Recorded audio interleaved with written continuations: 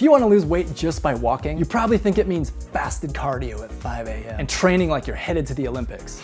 Never do that. But I've got news for you. The secret to incinerating body fat isn't about going faster. Some studies suggest that walking at a specific, slightly slower and more strategic pace can actually help you burn fat faster. It sounds backwards, but the science is clear. I'm gonna break down the exact walking speed that unlocks this incredible fat burning advantage, explain why it works better than an all-out race, and show you exactly how to find this magical pace for yourself. I'm an NCAA champion athlete and I've done a lot of running, but the walking technique that I put to the test last year will get you shredded with much less effort. And I know because it works. So let's get started. I'm gonna cover how walking burns fat. I'm gonna help you understand heart rate zones. I'm gonna show how running compares to walking. I'm gonna talk about walking mechanics and gait. I'm gonna cover the ideal walking speed, and I'm gonna give you some tips about how to maximize fat loss. Each section of this video is gonna help build a case about why you wanna walk at this ideal speed and not too slow or too fast. So let's go. Part 1, how walking burns fat. Your body uses a mix of fat and carbohydrates for energy while you're exercising. At lower intensities, like a leisurely walk, a higher percentage of that energy comes from fat. As you pick up the pace from a brisk walk to a jog, the percentage of energy coming from fat decreases and more starts to come from carbs. Now, higher intensities burn more overall calories, which means more total fat burned, even if the percentage is lower. The catch is that high intensity exercise is really tough to sustain, especially if you're new to fitness or you have joint issues. According to the National Academy of Sports Medicine, NASM, the key is finding an intensity you can stick to for a long period of time. This allows you to accumulate more work without quitting too soon. Part 2, heart rate zones and walking intensity. NASM trainers divide exercise intensity into different zones based on your heart rate, which help you gauge how hard you're working. Zone 1 is low intensity, about 50 to 60% of your heart rate maximum potential. At this level, you can easily carry on a conversation. For walking, this is like a casual stroll at about 2 or 3 miles an hour, or about 3.2 to 4.8 kilometers an hour. Zone 2 is moderate intensity, about 60 to 70% of your maximum heart rate. Here, you should still be able to carry on a full conversation, but it's breathy. This corresponds to a brisk walk about 3 or 4 miles an hour, or that's about 5 to 6.5 kilometers an hour. Then there's zone 3, where you're breathing really heavy and you can only speak in short phrases. NASM recommends that most people stay in zones 1 and 2 for fat loss. That's great news because that means you don't have to run.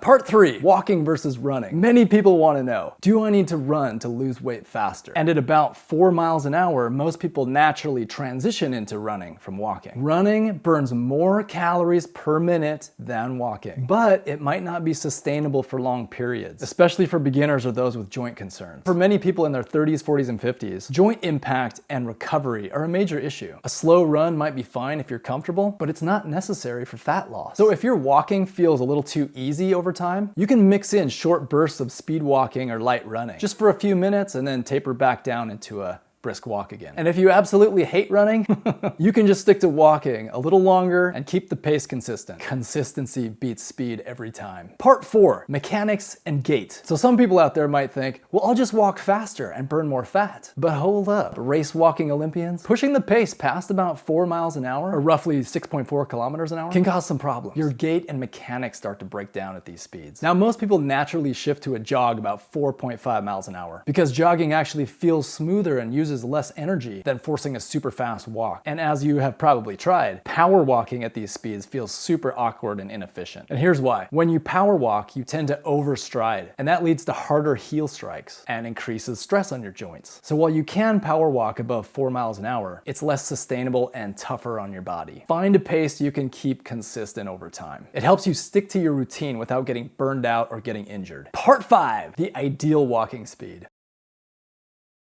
So what's the magic number? Research suggests that walking about 3.3 miles per hour or about 5.3 kilometers per hour, and that's about an 18-minute mile, is optimal for fat loss for most people in their 40s, 50s, and 60s. If you're in your 20s or 30s, you can dial up the speed to almost 4 miles an hour just before your mechanics break down. A 2022 study in Nutrients showed that those walking 3.3 miles per hour lost fat more rapidly than those that walked faster than that. The slower group saw a more immediate drop in body fat, likely because they could sustain the activity longer. At 3.3 miles an hour, you're likely in the lower end of zone 2, where your body primarily uses fat for fuel. This pace allows you to walk longer, burning more calories overall without wiping you out. Now, 3.3 is an average number that the study found across many different people, and everyone's stride length could be shorter or longer. So I recommend starting at 3.3 miles an hour if you can find a treadmill where you can see the exact speed, and then increase that speed just a little so you're walking at the fastest pace you can before your mechanics start to break down. And a few people might have to slow down a little bit. If you continually have to think about the speed you're walking at, ease up just a little until your mind can start to wander and think about other things. And then every so often you can check in and dial up the speed just another little tick, and you might be able to go a little faster. It's brisk enough to feel like a workout and sustainable enough to keep you going for like 40 minutes or more. So don't stress if you're not a power walker. A comfortable, brisk pace that you can maintain is far more effective than pushing it too far and hating your life.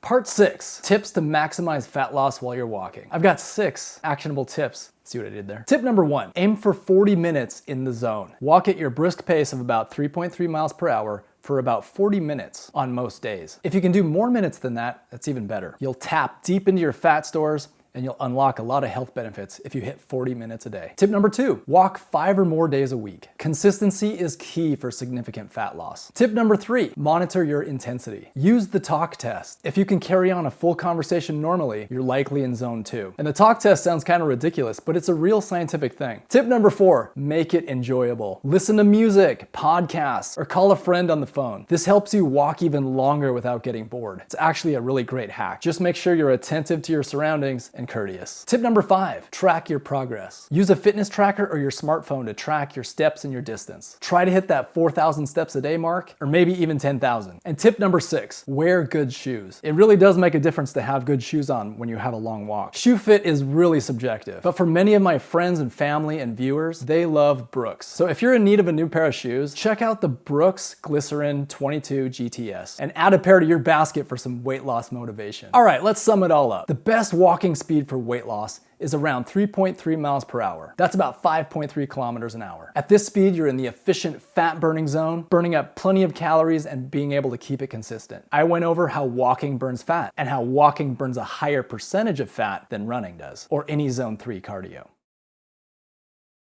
I covered heart rate zones and how zone 1 and 2 are the best for burning fat. I compared walking to running and how walking is lower stress and more sustainable. I talked about your mechanics and how they break down when you go over about 4 miles an hour. And of course, the ideal walking speed, 3.3 miles per hour. And you can dial it up or down to customize that speed for your body. Oh, there's one more thing to keep in mind when you want to hit your weight loss goals. Self-accountability, or what I call fitness justice. That's one of my 4 fitness virtues. Walking at 3.3 miles per hour is great, but only if you do it regularly. This self-accountability means holding yourself to your commitments. When you hold yourself accountable, you build the virtue of justice. And that's a virtue people can actually see reflected in your physique. So remember, the best walking speed is the one that keeps you moving consistently. So find that speed for you, somewhere around 3.3 miles per hour, and make it a daily habit. And I had a lot of people in the comments wonder if I was AI. So right now, I am gonna punch out of fast editing mode and just talk to you in real time. And that's probably when a lot of people are gonna leave the video too. But before you do, please get your hand on the mouse and click subscribe, click like. It helps out a lot and I really appreciate it. All right, so lace up your shoes, get outside and go for a walk.